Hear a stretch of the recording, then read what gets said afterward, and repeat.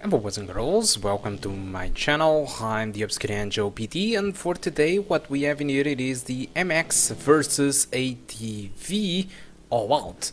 So this is one of the latest games from Raven Studios. This studio have been developing MX versus ATV games for a long time, and this time they are using Unreal Engine 4. So this game it's quite interesting. It kind of resembles me from the old times of the early 2000s, where there was a multiple motocross games and they have the compound where you can pull some stunts like I'm doing in here, and they have kind of collectibles, quests, and also regular races like nationals and supercross.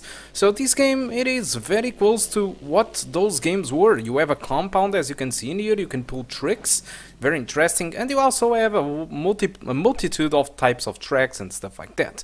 So for the settings I will be using the native resolution with the low settings. The low settings actually, well, unfortunately it is using a 50% resolution scaling, which is not entirely native, okay?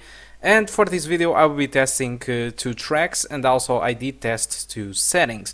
So with the median settings on a national track called Stingray, I got an average of 26 frames per second and the 1% above 22, so I don't really recommend it because the frame rate was below 30 frames per second, so it was very hard to play, while the low settings it was pretty much above 30 frames per second all the time.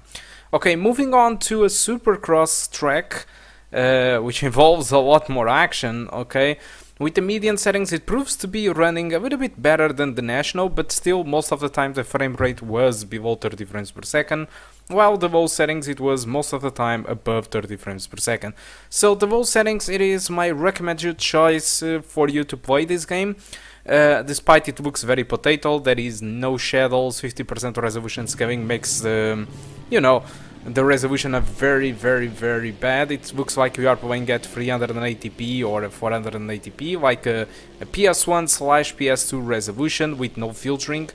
So it is, well, as you can see on this gameplay, it looks really bad. But on the other side, you are able to play the game just fine above 30 frames per second most of the time, which is perfectly playable. Okay, so bottom of the line is that. So about the game itself, I have some complaints about this game, especially on the gameplay and the enemies, or the, you know, the opponents. This is my main complaints. I think the gameplay could be a little bit better. It is a little bit loose, okay? It's easy to make a big turn or to just turn in the air just like it is nothing. I understand that this is an arcade game, but still this is a little bit too much at some points. So even with the gamepad it feels a little bit weird to control at certain points, and the artificial intelligence it is a little bit strange, you know. Either you are in front of the pack or either you are on the back.